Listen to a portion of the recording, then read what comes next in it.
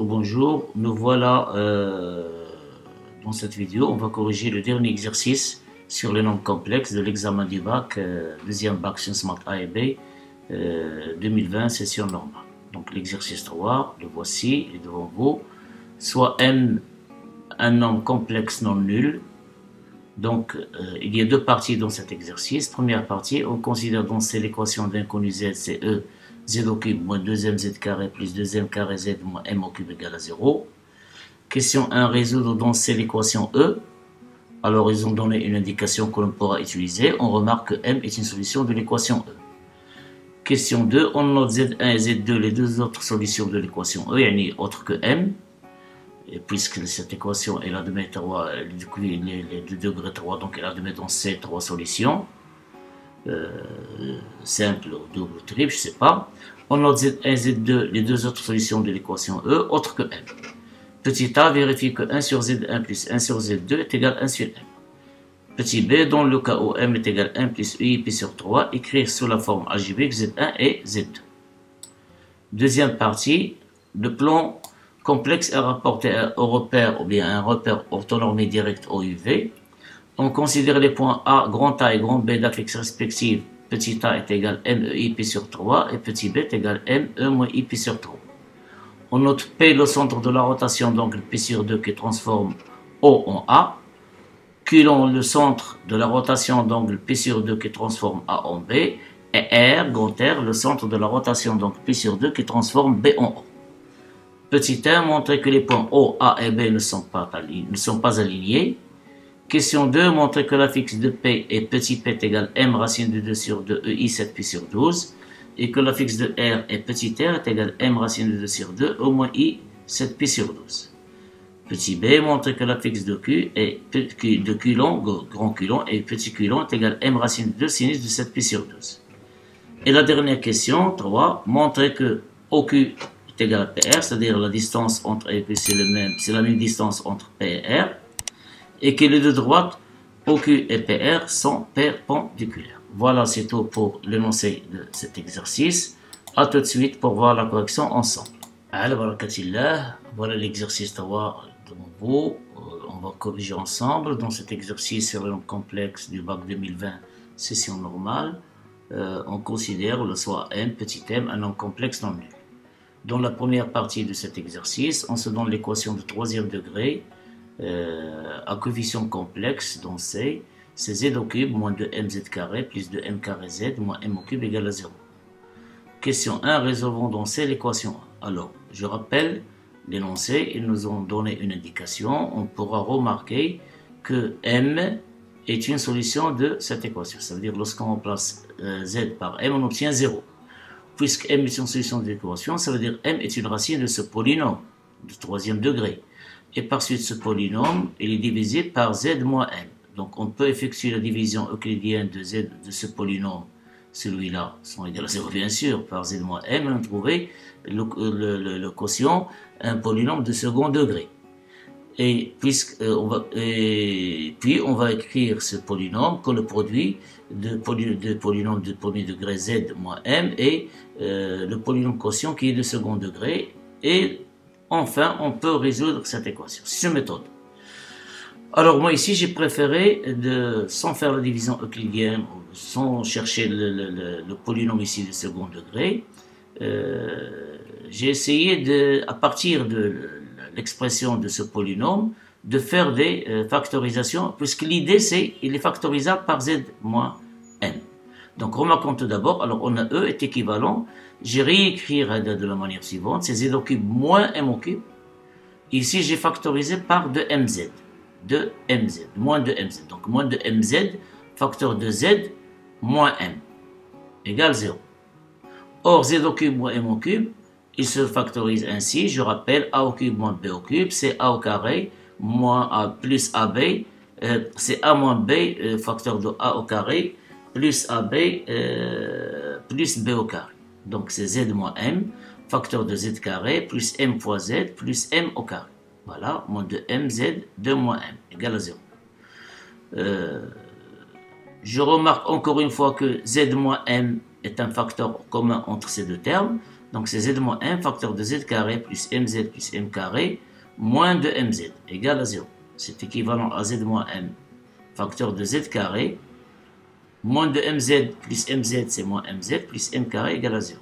Donc voilà, j'ai pu factoriser ce polynôme de second degré en utilisant ici des factorisations de z. Donc c'est équivalent, le produit est nul si seulement si l'un des facteurs est nul. Ça veut dire z moins m égale à 0, c'est-à-dire z égale à m, et voilà on trouve m qui est une solution, ou z carré moins mz plus m carré égale 0. Maintenant, pour faire la résolution complète de cette équation, il faut résoudre cette équation de second degré. Calculons le discriminant de l'équation z carré moins mz plus m carré égale à 0. Alors, on a delta, c'est le coefficient de z au carré, c'est moins m élevé au carré, moins 4 qui multiplie le coefficient de z carré qui est 1, voilà, puis qui multiplie le terme constant qui est m carré. Donc, on obtient m carré moins 4m carré est égal à moins 3m carré, que l'on peut écrire sous la forme im racine carrée de 3 au carré, qui est bien sûr non nul puisque m elle est non nulle. Delta est différent de 0, donc il a de mes deux racines carrées, c'est delta 1 est égal à im racine de 3 et delta 2 est égal à moins im racine de 3. Et alors l'équation z carré moins mz plus m carré égale à 0 a de mes deux solutions complexes distinctes. Le gamma z1 est égal à m plus im racine carrée de 3 sur 2, c'est-à-dire le coefficient de z, l'opposé du coefficient de z c'est, puisqu'on a ici moins m, donc on obtient m plus les deux racines. Donc m plus cette racine sur 2 qui multiplie le coefficient de z carré sur 2. Donc on va, si vous voulez, factoriser par m. Qu'est-ce qu'elle reste? C'est 1 plus i racine 3 sur 2 qui multiplie m. De même chose ici, m z2 est égal à m moins im racine 3 sur 2 qui est égal à 1 moins i racine 3 sur 2.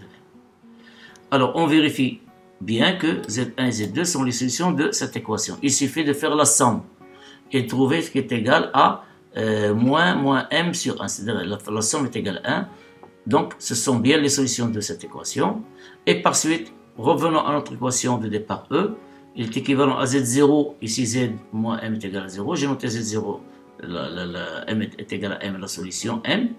Ou z1 est égal à 1 plus i racine de 3 sur 2 qui multiplie m. Ou z2 est égal à 1 moins i racine de 3 sur 2 qui multiplie m.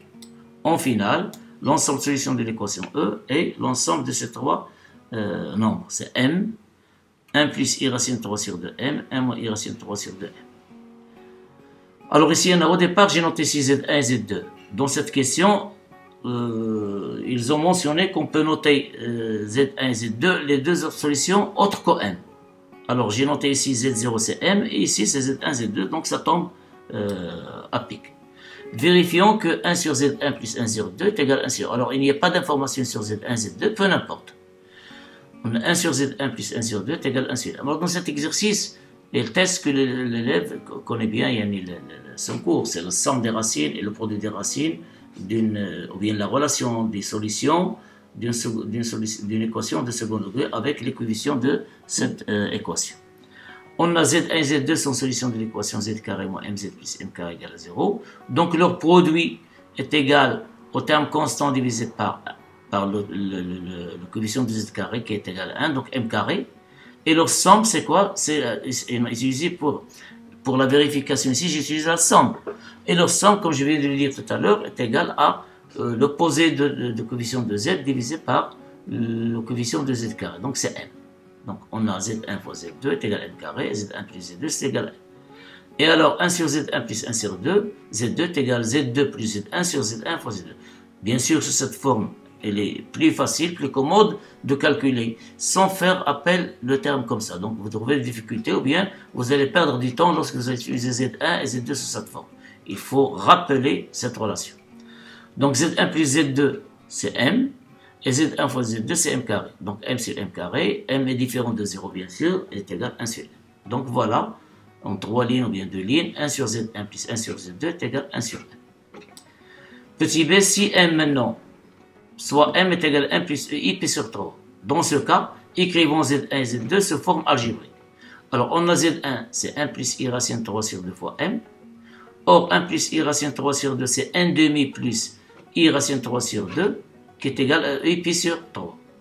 Donc on va remplacer ce nombre sous sa forme exponentielle, et m qui est égal à 1 plus EI pi sur 3. Donc est égal à EI pi sur 3. Je multiplie ici, pardon, c'est EI pi sur 3 fois 1, c'est EI pi sur 3, plus EI pi sur 3 fois EI pi sur 3, c'est EI de pi sur 3. Donc est égal à 1 demi, on revient, 1 demi plus I racine 3 sur 2, et EI de pi sur 3, c'est moins 1 demi plus I racine 3 sur 2. Donc on obtient c'est I racine 3 sur 2, puisqu'on veut écrire Z1 et Z2 sous forme algébrique. Z2, c'est 1 moins I racine 3 sur 2 fois M. De la même manière, 1 demi moins I racine 3 sur 2, c'est E moins I pi sur 3. C'est le conjugué de ce nombre. Donc E I pi sur 3, donc on obtient moins I pi sur 3. M, c'est 1 plus I pi sur 3. On va multiplier par E moins I pi sur 3, on obtient E moins I pi sur 3 fois 1, c'est 1. C'est E moins I pi sur 3. Et E moins I pi sur 3 est égal à EI pi sur 3.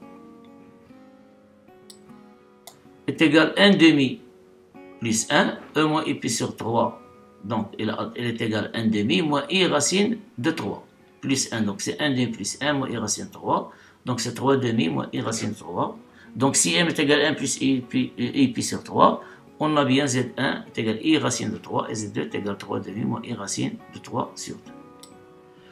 Deuxième partie, dans le plan complexe menu d'un repère orthonomie directe O, E1, E2, on a deux points A d'affixe petit a et B d'affixe petit b, où petit a est égal à MEI pi sur 3 et B est égal à ME moins I pi sur 3. C'est-à-dire que ce sont les solutions de l'équation de second degré trouvée dans la première question.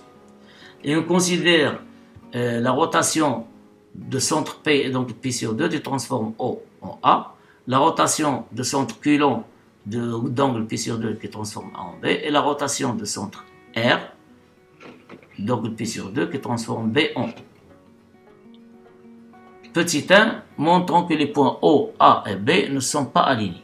Alors pour cela, calculons l'affixe de B moins l'affixe de O, c'est 0, petit b moins 0, sur l'affixe de A moins l'affixe de 0, c'est petit a moins 0, qui est égal à B sur A. Or, B sur A, c'est MEI moins E pi sur 3 sur MEI pi sur 3. En simplifiant par M, on obtient E moins I pi sur 3 sur E pi sur 3, c'est-à-dire c'est E moins I pi sur 3 qui multiplie E moins I pi sur 3 qui nous donne E moins 2 I pi sur 3. Or, ce nombre est complexe, n'est pas réel, n'appartient pas à R, et par conséquent, les points O, A et B ne sont pas alignés. Question 2, montrant que l'affixe de P est égal à petit p est égal à M racine de 2 sur 2 et I 7 pi sur 12, et l'affixe de R, c'est petit r est égal à M racine de 2 sur 2, E moins I pi moins I 7 pi sur 12. Alors ici, il faut être, mes chers élèves, être attentifs et vigilants dans les calculs. Ce sont des calculs. Ils sont parfois pénibles, mais vous ne pouvez rien faire. Donc essayez d'être attentifs dans les calculs, étape par étape, en douceur. Et s'il y a de l'occasion de vérification, faire la vérification. Mais dans cet exercice lui-même, on peut vérifier les relations, ou bien les résultats trouvés. On va les utiliser dans les autres questions qui suivent. Alors, on a comme information l'image de O, c'est A par la rotation de centre P, donc P sur 2, c'est équivalent à l'affixe de A moins l'affixe de P, est égal à I pi sur 2, qui multiplie l'affixe de 0 moins l'affixe de P, moins petit p. Donc c'est A moins P est égal à I pi sur 2, qui multiplie 0 moins P. Donc c'est A moins Pi, et I pi sur 2 est égal à I fois 0 moins Pi c'est moins P, donc c'est moins IP. Donc on va faire passer moins IP dans ce côté. On obtient, attendez, ici j'ai fait une erreur, je crois. Alors moins P c'est ça. Ah pardon, je m'excuse. Alors moins P, j'ai fait passer moins IP dans ce côté, donc on obtient moins P plus IP, et ce A je vais passer ici, donc c'est moins A. Donc c'est équivalent, je vais factoriser par P, P facteur de moins 1 plus I est égal à moins A. C'est équivalent à P fois racine de 2 I 3 pi sur 4. Pourquoi par moins 1 plus I? C'est racine de 2 I 3 pi sur 4. Donc c'est P facteur de racine de 2 I 3 pi sur 4 est égal à A et moins 1 ici. Et moins 1 c'est EIP. Moins 1 c'est EIP. Donc je remplace moins 1 par EIP, donc c'est AEIP. C'est équivalent à P est égal Alors, je vais diviser par racine de 2 ici, on obtient 1 sur racine de 2. Et je vais diviser par EI 3 pi sur 4, ça veut dire comme je vais multiplier par EI moins 3 pi sur 4. Donc, on obtient A, 1 sur racine de 2, A, EI pi, moins I, 3 pi sur 4. Donc, P égale racine de 2 sur 2, puisque 1 sur racine de 2 sur racine de 2 sur 2. A, on va le remplacer par son expression qui est égale à M, EI pi sur 3, qui multiplie. Alors, ici, c'est I pi moins I 3 pi sur 4, c'est 4 pi moins 3 pi, c'est donc pi sur 4, EI pi sur 4. Donc c'est équivalent à P est égal à M, voilà, fois racine de 2 sur 2. Et ici, on va sommer I pi sur 3 plus I pi sur 4, on obtient 7 pi sur 12. Voilà, la fixe de P est égale petit p est égal M racine de 2 sur 2, EI 7 pi sur 12, comme elle a été demandée.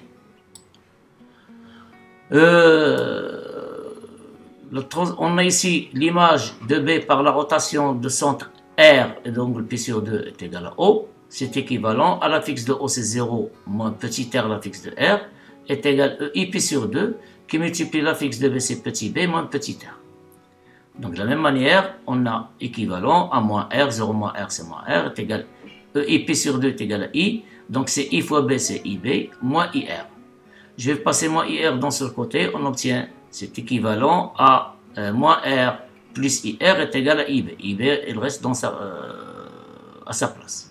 IB. C'est équivalent à R facteur de moins 1 plus I est égal à IB. C'est équivalent à R qui multiplie la racine de 2 I 3 pi sur 4. Je rappelle encore une fois moins 1 plus I c'est racine de 2 I 3 pi sur 4. Donc R qui multiplie la racine de 2 I 3 pi sur 4. Et on a I c'est E pi sur 2. Donc je remplace I par E pi sur 2. Voilà. Et B par sa valeur qui est égale à M E moins I pi sur 3. Donc c'est équivalent à R est égal, je vais diviser ici par racine de 2.